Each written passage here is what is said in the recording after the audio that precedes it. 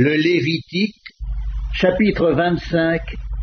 L'Éternel parla à Moïse sur la montagne de Sinaï et dit : Parle aux enfants d'Israël et tu leur diras : Quand vous serez entrés dans le pays que je vous donne, la terre se reposera. Ce sera un sabbat en l'honneur de l'Éternel. Pendant 6 années, tu ensemenceras ton champ. Pendant 6 années, tu tailleras ta vigne et tu en recueilleras le produit. Mais la 7e année sera un sabbat, un temps de repos pour la terre, un sabbat en l'honneur de l'Éternel. Tu n'ensemenceras point ton champ et tu ne tailleras point ta vigne. Tu ne moissonneras point ce qui proviendra des grains tombés de ta moisson, et tu ne vendangeras point les raisins de ta vigne non taillés. Ce sera une année de repos pour la terre. Ce que produira la terre pendant son sabbat vous servira de nourriture à toi, à ton serviteur et à ta servante, à ton mercenaire et à l'étranger qui demeure avec toi, à ton bétail et aux animaux qui sont dans ton pays. Tout son produit servira de nourriture. Tu compteras 7 sabbats d'année, 7 fois 7 années, et les jours de ces 7 sabbats d'année feront 49 ans.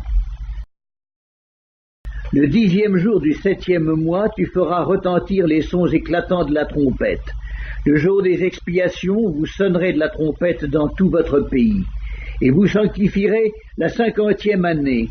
Vous publierez la liberté dans le pays pour tous ses habitants. Ce sera pour vous le jubilé. Chacun de vous retournera dans sa propriété et chacun de vous retournera dans sa famille.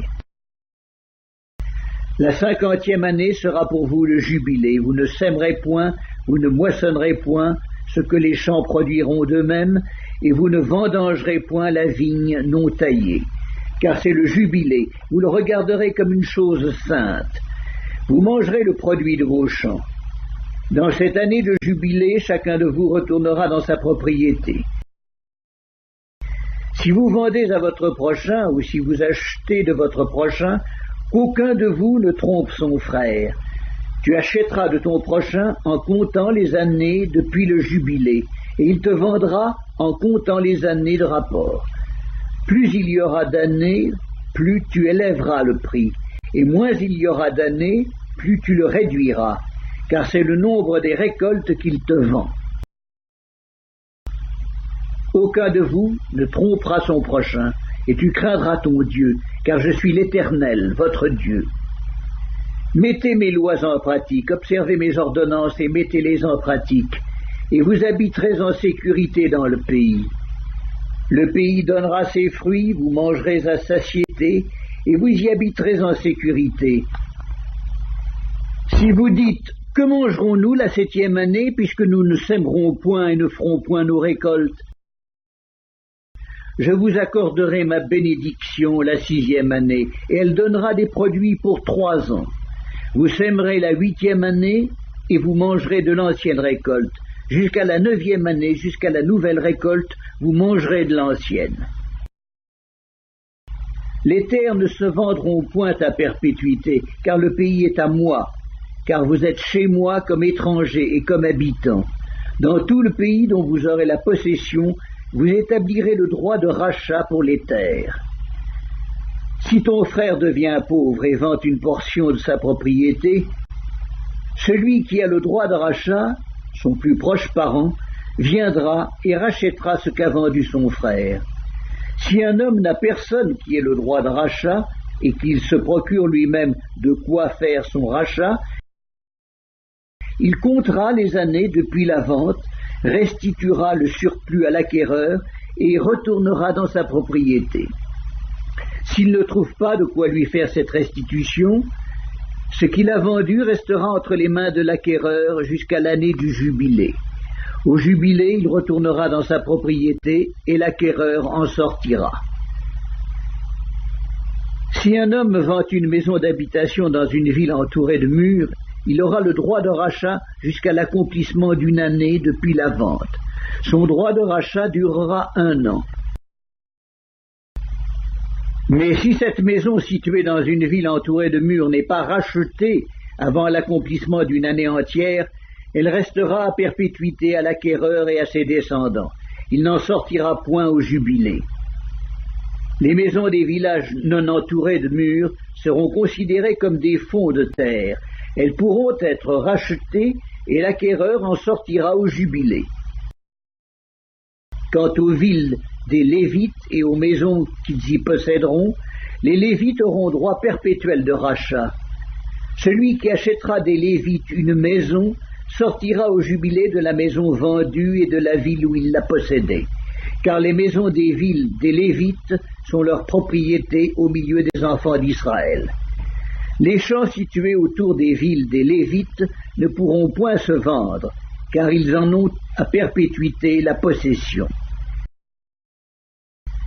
Si ton frère devient pauvre et que sa main fléchisse près de toi, tu le soutiendras. Tu feras de même pour celui qui est étranger et qui demeure dans le pays, afin qu'il vive avec toi.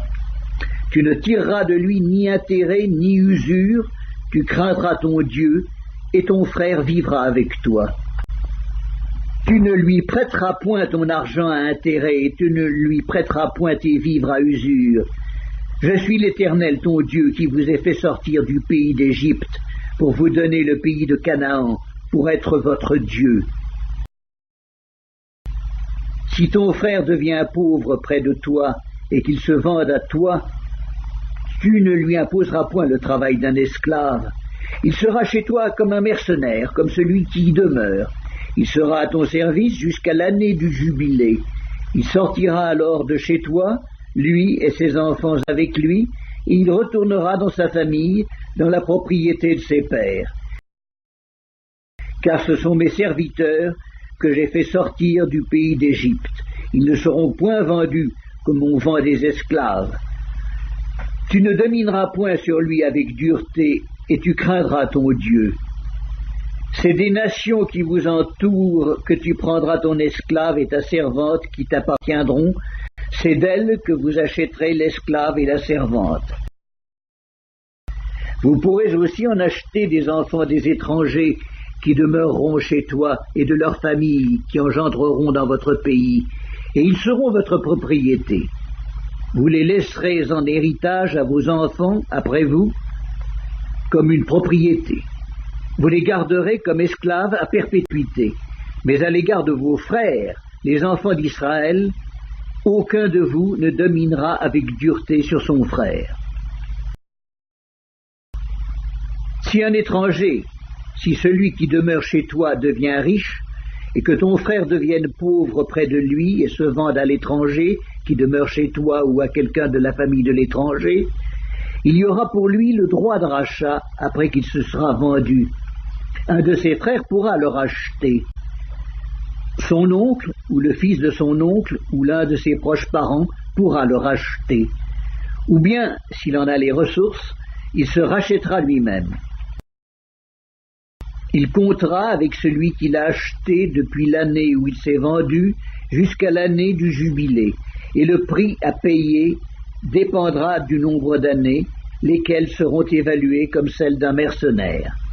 S'il y a encore beaucoup d'années, il paiera son rachat à raison du prix de ces années pour lequel il a été acheté.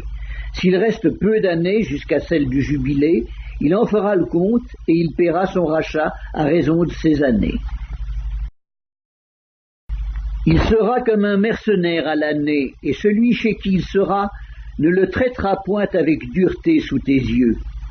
S'il n'est racheté d'aucune de ces manières, il sortira l'année du jubilé, lui et ses enfants avec lui. Le Lévitique, chapitre 25, car c'est de moi que les enfants d'Israël sont esclaves. Ce sont mes esclaves que j'ai fait sortir du pays d'Égypte. Je suis l'Éternel, votre Dieu.